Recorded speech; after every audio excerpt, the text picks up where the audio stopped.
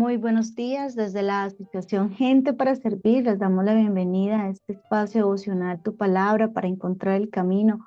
Hoy, 21 de enero de 2025, les invitamos para que continuemos en nuestra lectura que nos lleva en un panorama del Antiguo y Nuevo Testamento en Levítico capítulo 11. Levítico capítulo 11.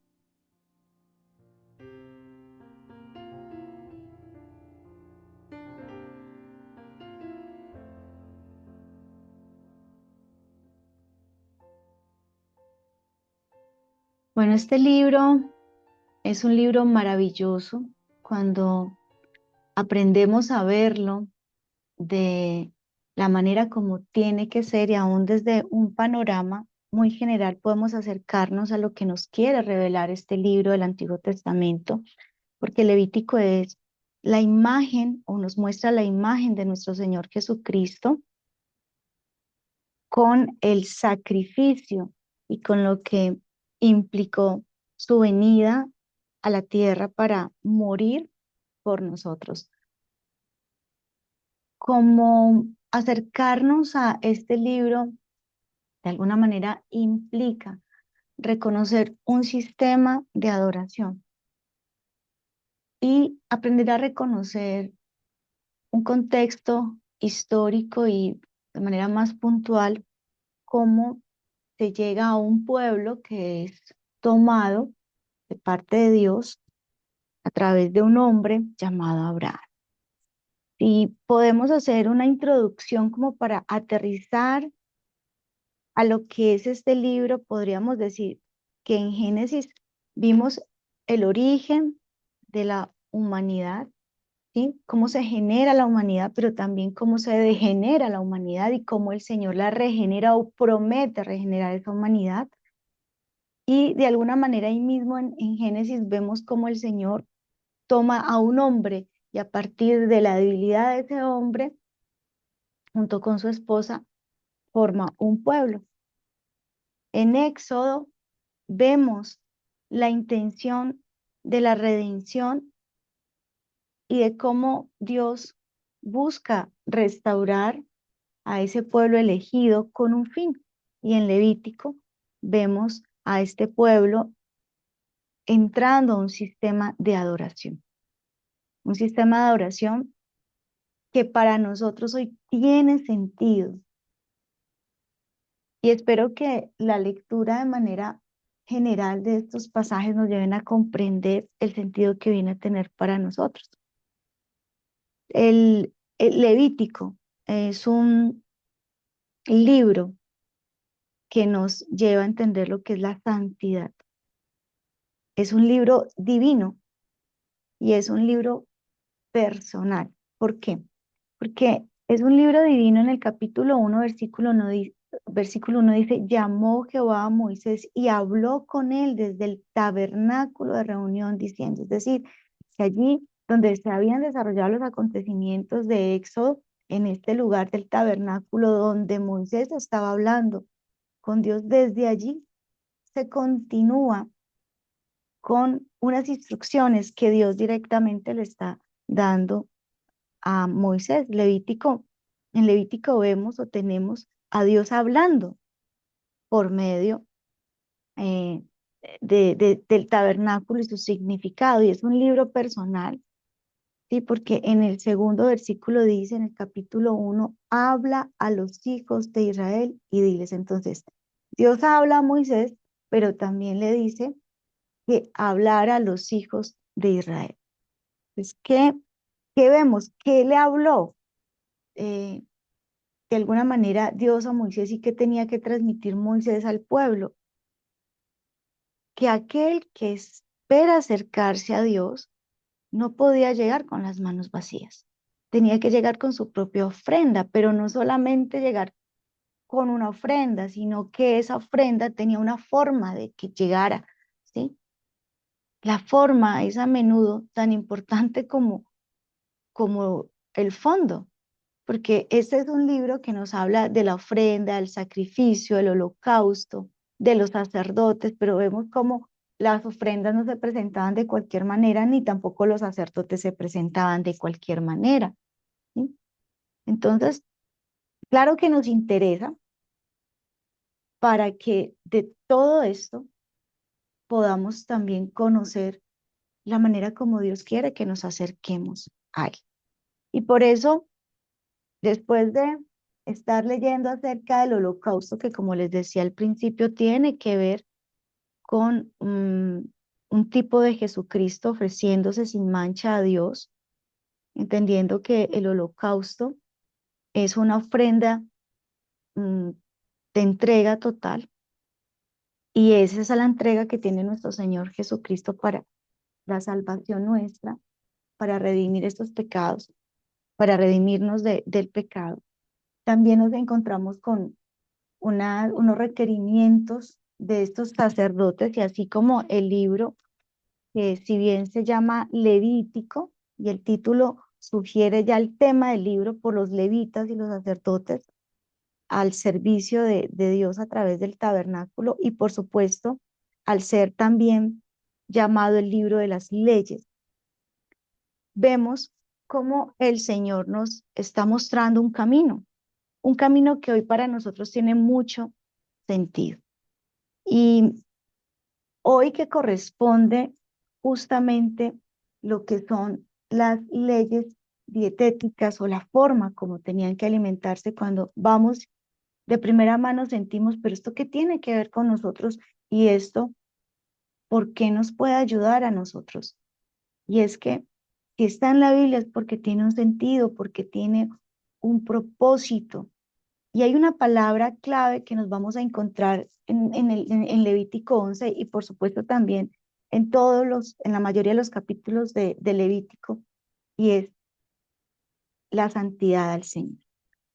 Isaías 35:8 dice: y habrá allí calzada y camino, y será llamado camino de santidad. No pasará inmundo por él, sino que él mismo estará con ellos. El que anduviera en este camino, por torpe que sea, no se extraviará. A propósito de este versículo, ustedes lo van a encontrar en nuestra guía devocional. Recuerde solicitar esta guía con nosotros, pero el camino del servidor es un camino que se guarda, y que el Señor lo guarda de todo lo que es inmundo. Y esta palabra inmundo la vamos a encontrar, y vamos a ver cómo Isaías 35:8, que es el camino que todos deberíamos tomar, ¿sí? Para ver la gloria de Dios, que es el camino que todos deberíamos reconocer que es un camino santo, un camino apartado de lo inmundo. Así que en el capítulo 11 de Levítico, más allá del conocimiento de las leyes alimenticias para el pueblo de Israel, todo esto empieza a tener sentido. Y tiene sentido para nosotros en el conocimiento de los sacrificios, el sacerdocio, el tabernáculo. En el contexto histórico, ubiquémonos un poco, el pueblo de Israel estaba pasando por el desierto, y eran más o menos 6.000 hombres, sin contar mujeres y niños. Así que sí era necesario el reconocimiento de unas prácticas sanitarias que garantizaran la salud de un pueblo que estaría errante en el desierto, ¿sí? Sin ningún suministro médico que garantizara la intervención oportuna en medio de una crisis. Entonces, la estrategia más efectiva de parte de Dios es, y fue en ese momento, y sigue siendo, ¿no? La prevención. Como todo padre, ¿no? Como todo buen padre, ¿sí? Sabe el Eterno que para sus hijos lo mejor es prevenir. Es por eso que, si vamos un poquito más allá del capítulo 11 al 17, a partir de estos capítulos, Levítico da instrucciones, da leyes que buscaban proteger al pueblo, pero el capítulo 11, allí en este capítulo, Dios lo que hace es prohibir, y esa prohibición es estricta. Y vamos a ver qué es tan radical con respecto a no comer carne de ciertos alimentos a los cuales él llama inmundos. Y esta palabra es clave. Interésese por esto, porque cuando algo está, cuando está mencionado en la Biblia, y tiene una repercusión tanto en el Antiguo como en el Nuevo Testamento, es porque tiene un significado para nosotros. No, esto no es para mí porque es que esto es Antiguo Testamento, no, el Señor lo que viene es a cumplir la ley, pero hay que conocer la ley en el entendido que a la ley se le llama lo que es la instrucción de Dios. Entonces, este libro a mí me encanta y espero que a usted también le encante a partir de el reconocimiento del propósito, de por qué estas verdades aquí descritas. Y es que la palabra inmundo se refiere a que está lleno de suciedad y que no es apto ni siquiera tocarlo y menos comerlo, es decir, saciarse, deleitarse, satisfacerse de algo inmundo. Como les dije, este capítulo, si lo vemos a la luz de la guía del Espíritu Santo, va más allá de aprender a comer correctamente o de entrar a establecer unos dogmas y de establecer, porque a partir de allí un texto fuera del contexto es un pretexto y con ese pretexto hay muchas sectas y hay muchas cosas en la ignorancia. Aquí lo que vemos es que cada prohibición está dada con la intención de prevenir, pero ojo, no solamente de prevenir pues situaciones sanitarias que afectaran el pueblo de Dios, es que había otra realidad que nosotros a veces ignoramos. Y es que en ese momento habían pueblos y estos pueblos no conocían al Dios verdadero. Ellos eran pueblos idólatras. El mismo pueblo de Israel venía de de un lugar como Egipto completamente idólatra. Y la prevención no solo se da desde lo físico, sino también desde lo espiritual con relación a este capítulo al pueblo de Israel. Porque de estos animales, ¿sí? Se sabía que también eran adorados por los pueblos paganos y contenían muchos de ellos un elemento idólatra.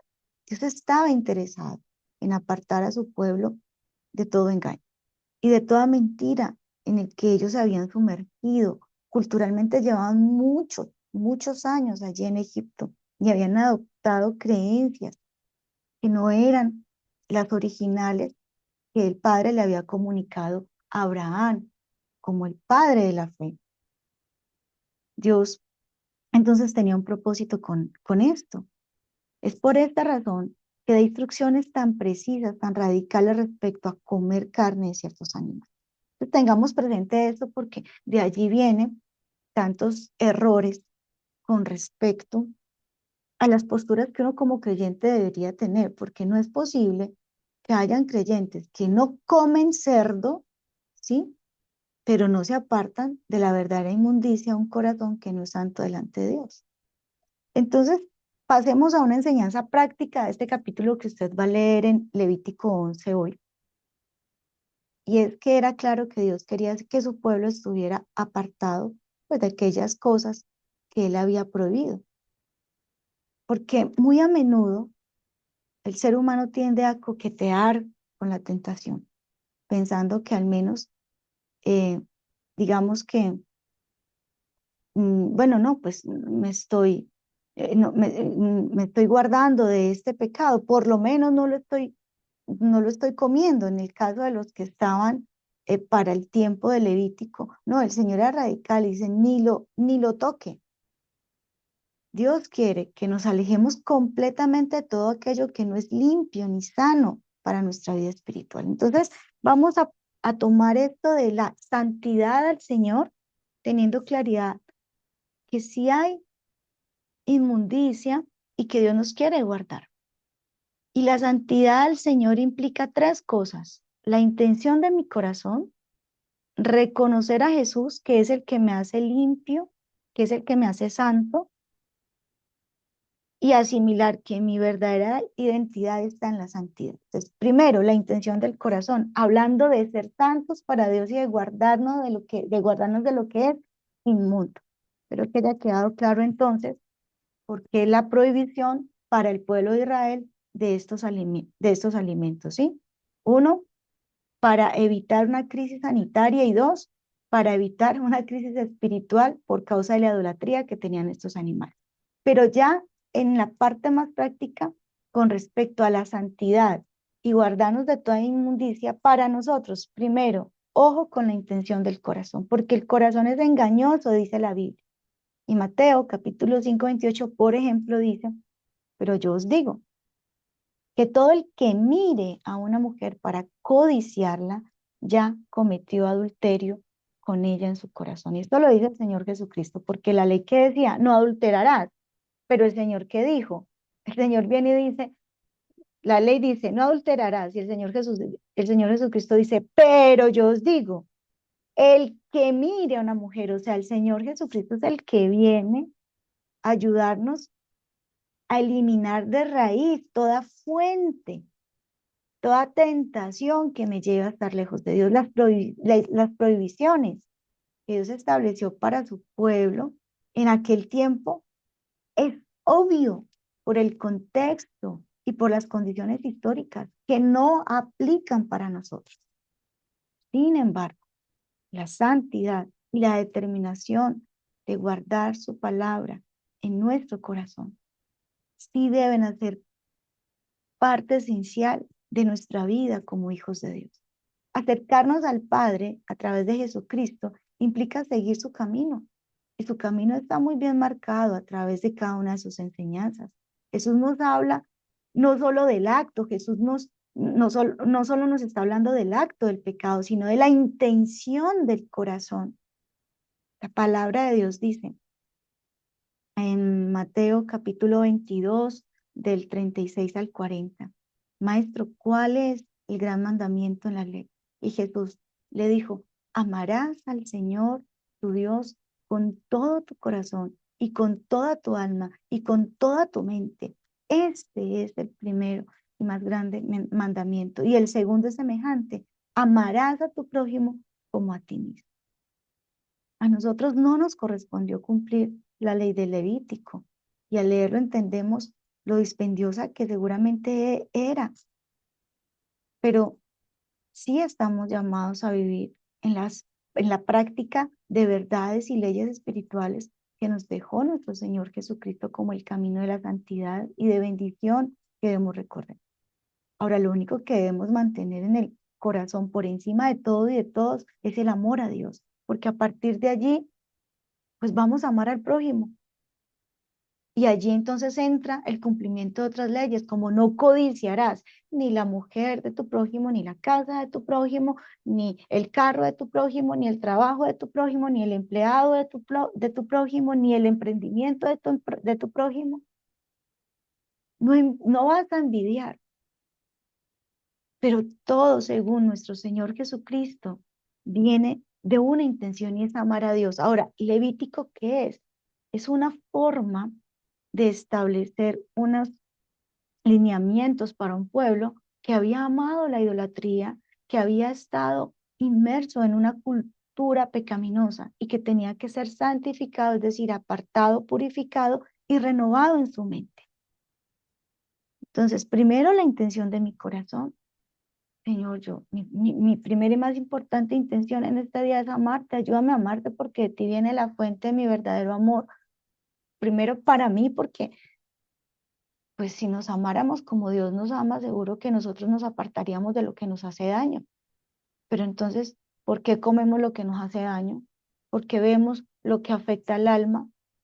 ¿Por qué nos permitimos el no priorizar lo que ayuda a nuestro espíritu?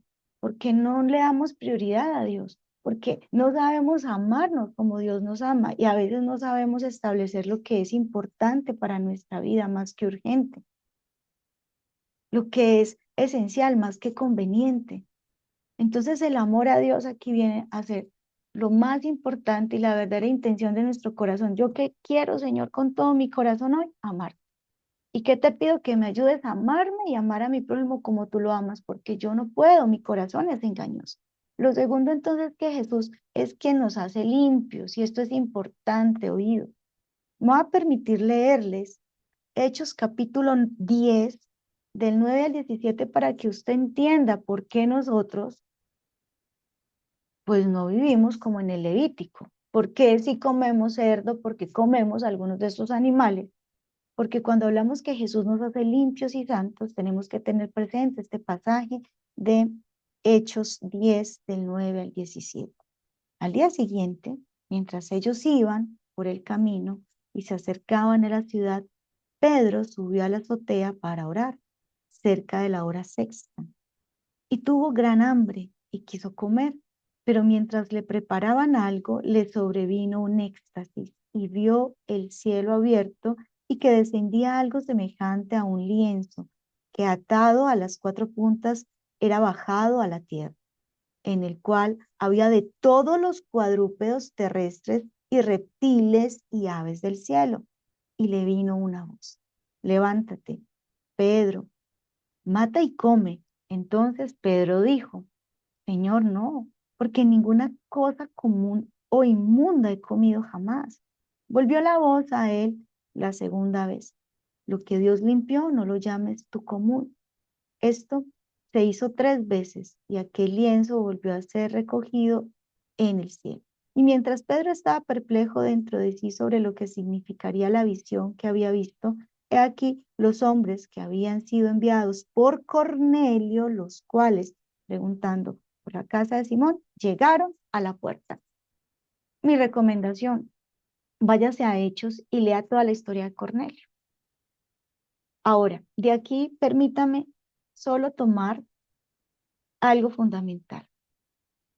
Esta visión de Pedro, Pedro siendo que judío, ¿sí? ¿Qué nos está mostrando? ¿O qué le mostraba a Pedro? Por eso le aconsejo que usted lea todo el pasaje de Hechos 10. Nos muestra con claridad la obra de purificación que Jesús hizo por nosotros en la cruz. El punto está aquí, de esta visión de Pedro, en la inclusión que Dios nos dio a todos aquellos que no pertenecemos al pueblo judío, al pueblo de Israel. En la Biblia, nosotros somos llamados gentiles, así como Cornelio. Por eso le pido que vaya y que lea toda la historia de Pedro y de Cornelio. Ese término es usado, ¿sí?, para todo aquel que no viene de la ascendencia judía. Y por nuestras costumbres y por la cultura en la que hemos sido enseñados de manera tan diferente, pues no poseemos leyes de purificación ni de santificación. Sin embargo, la obra de Cristo en la cruz hizo que todo acto de impureza y de inmundicia realizada por nosotros o por nuestros ancestros quedara perdonado. Dios quiere que todos sus hijos sean santos, es decir, apartados en su corazón para amarle, para servirle. Y esto incluye a judíos y a no judíos, porque ya no es lo que contamina al hombre lo que entra por su boca, sino lo que sale. Porque de lo que habla la boca, por supuesto, es lo que hay en el corazón. ¿Yo a quién tengo en mi corazón? Y esto de la santidad y de la santificación es fundamental. Pero ahora, para nosotros, en Cristo Jesús, quien nos hace limpios y santos. Ahora, hay que asimilarlo, así usted no quiera, y así le tenga miedo a la santidad. Nuestra verdadera identidad está en la santidad. El mismo Levítico 11:45 dice: porque yo soy Jehová, que os hago subir de la tierra de Egipto para ser vuestro Dios. Seréis pues santos, porque yo soy santo. Y aquí hay otra clave, porque nosotros físicamente no estuvimos en Egipto, fue el pueblo de Israel. Y de allí la importancia también de que entendamos que nuestros devocionales están dirigidos a lugares que nos revelan verdades espirituales. Y Egipto, en febrero lo vamos a ver, pero hoy particularmente sí que nos deja claridad de que tiene un sentido espiritual. Leer Levítico nos lleva a comprender pues la voluntad de Dios con relación al pueblo de Israel y esas regulaciones que estaba dando, y más puntualmente hoy con las leyes alimenticias y sanitarias, que por supuesto tenía una connotación muy fuerte de prohibición, completamente radical. Y es claro que Dios quería que su pueblo estuviera guardado y protegido en el desierto y que aprendiera a adorarlo. Pero el fondo de todo esto es que Dios quería que su pueblo fuera santo, apartado, único, diferente, así como Él es santo.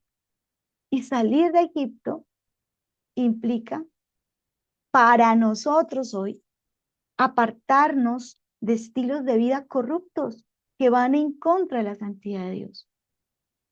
Porque nosotros también hemos convivido muchos años en una cultura pagana. Y lo ideal para dejar a un lado costumbres idólatras e inapropiadas es alejarnos por un tiempo, dejarlos. Y el desierto para el pueblo de Israel era la oportunidad de crear una nueva forma de pensar para tener una nueva forma de sentir y por supuesto una nueva forma de actuar. Ahora nosotros consideremos el Egipto de nuestra vida. ¿Qué pasado tenemos? ¿Qué inclinaciones tenemos? Salgamos de allí en pos de nuestro único Dios. Dejemos que Dios sea el que nos guíe. Y el desierto del todo no es malo. El desierto es necesario, porque también es un lugar que espiritualmente nos deja muchas enseñanzas. Y fue en el desierto que Dios le habla al pueblo. Y es en los desiertos como Dios nos habla a nosotros también. Como Dios dirige su palabra para darnos una vida de santidad, donde al identificarnos con Jesús, en nuestro caso, poniendo en práctica su palabra, podemos experimentar una verdadera comunión y una verdadera relación con nuestro Señor. Dios anhela que tengamos una vida libre, sana, feliz. Es por eso que busca guardarnos del sufrimiento, del dolor que causa el no vivir apartados en su amor. Y esa es la conclusión, esa es la enseñanza que tenemos que tener presente hoy. Yo no puedo seguir aferrada a lo que es inmundo, a lo que a Dios no le agrada. Yo tengo que salir de esas prácticas que el mundo hoy en día también ha culturizado. Y porque el mundo lo acepte no quiere decir que Dios lo acepte. Así que oremos. Oremos en esta mañana y digámosle al Señor que tome nuestro corazón y que nos dé un corazón limpio, que nos dé un corazón santo, que nos dé un corazón puro.